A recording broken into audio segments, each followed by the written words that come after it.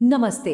आज के इस गहरे विश्लेषण में हम भारतीय पौराणिक इतिहास की उस घटना पर बात करेंगे जिसने सचमुच सब कुछ बदल कर रख दिया। हम रामायण के उस बेहद खास प्रसंग को समझने जा रहे हैं जहां भगवान राम और हनुमान जी की पहली बार मुलाकात हुई थी। सच कहूं तो ये सिर्फ दो लोगों का मिलना नहीं था, ये एक ऐसा ऐतिहासिक पल था जिसने आगे चलकर धर्म और अधर्म के बीच होने वाले सबसे बड़े युद्ध की नींव रख दी थी। तो चलिए बिना किसी देरी के इस अद्भुत कथा और इसके पीछे छिपे गहरे अर्थों को एक साथ एक्सप्लोर करते हैं। अब आपके मन में ये सवाल आ सकता है कि घने जंगल में हुई बस एक अचानक सी मुलाकात इतने बड़े महायुद्ध की दिशा कैसे तय कर सकती है। जरा उस दृश्य की कल्पना कीजिए। एक बेहद घना जंगल है, दो बिल्कुल अजनबी लोग जो अपने अपने जीवन के सबसे मुश्किल दौर से गुजर रहे हैं अचानक एक दूसरे के सामने आ जाते हैं। ये कोई आम इत्तेफाक नहीं था। इस एक मुलाकात के दांव इतने ऊंचे थे कि इसने पूरे ब्रह्मांड का संतुलन ही बदल दिया। सत्य और अन्याय के बीच के टकराव का ये सबसे बड़ा टर्निंग पॉइंट था। लेकिन आखिर ये सब शुरू कैसे हुआ? तो चलिए सबसे पहले उस पृष्ठभूमि को समझते हैं जहां से ये कहानी शुरू होती है। एक निर्वासित राज्य और सीता की खोज। हालात कितनी तेजी से और कितने दुखद रूप से बदले, इसे जरा इस टाइमलाइन से समझिए। पहले दिन राक्षस राजा रावण देवी सीता का हरण कर लेता है। इसके बाद के हफ्तों तक भगवान राम और उनके भाई लक्ष्मण जंगलों की खाक छानते रहते हैं। जरा सोचिए उस निराशा और थकान के बारे में।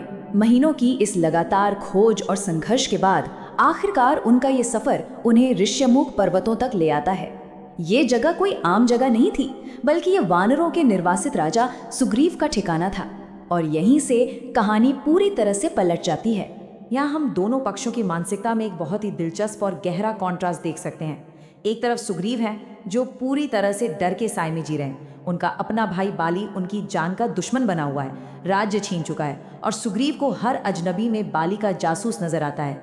और दूसरी तरफ देखिए राम को, वो एक भयानक त्रासदी का सामना कर रहे हैं, अपनी पत्नी की तलाश में भटक रहे हैं, लेकिन उनकी ये खोज पूरी तरह से धर्म और न्याय से प्रेरित है।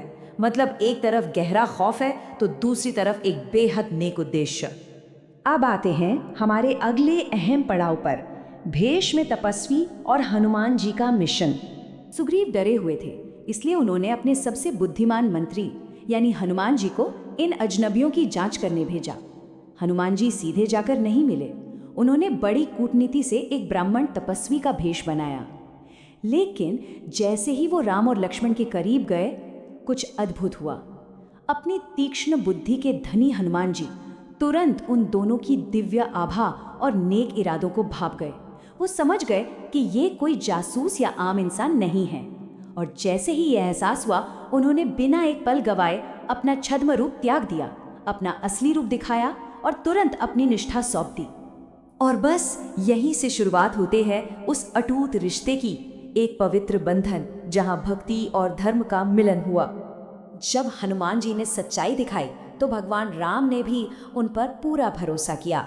राम ने सीता जी के अपहरण का अपना पूरा दुख, अपनी पूरी व्यथा उनके सामने रख दी। ये सुनकर हनुमान जी भीतर तक करुणा से भर गए।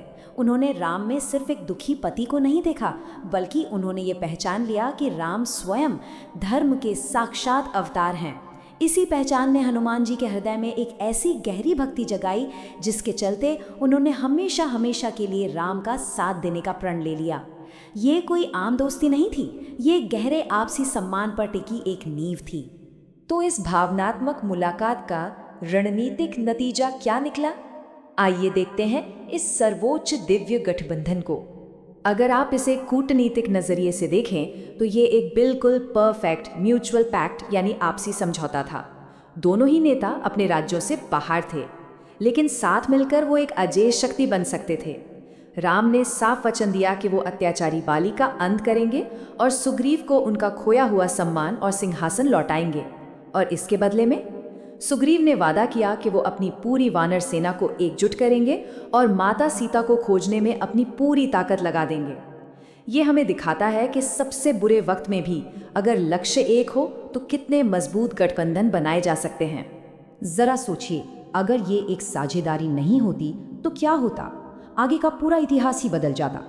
इसी गठबंधन की बदौलत बाली की हार संभव हो सकी। इसी की वजह से उस विशाल वानर सेना को इकट्ठा किया जा सका जिसने समुद्र पर पुल बांध दिया। और सबसे बड़ी बात, इसी रणनीतिक साझेदारी के कारण लंका में शक्तिशाली रावण के खिलाफ वो अंतिम और ऐतिहासिक महायुद्ध लड़ा गया। ये सब कुछ सिर्फ और सिर्फ इस एक सटीक गठबंधन का नतीजा था। तो इस पूरी घटना का सबसे अहम टेक अवे क्या है?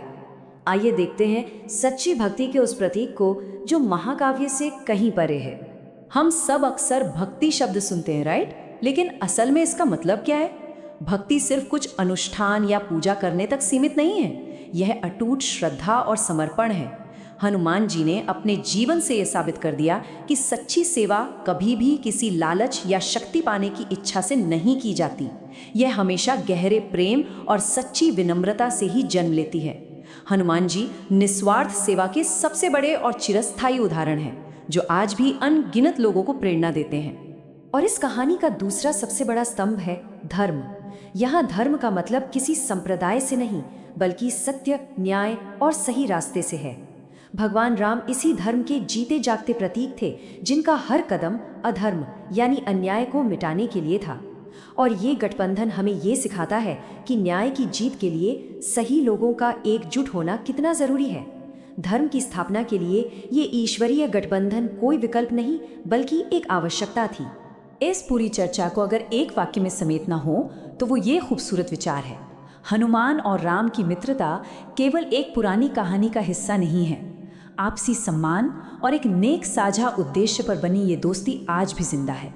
ये आज भी हमें सही और न्यायपूर्ण रास्ते यानी धर्म के मार्ग पर चलने के लिए लगातार प्रेरित करती है।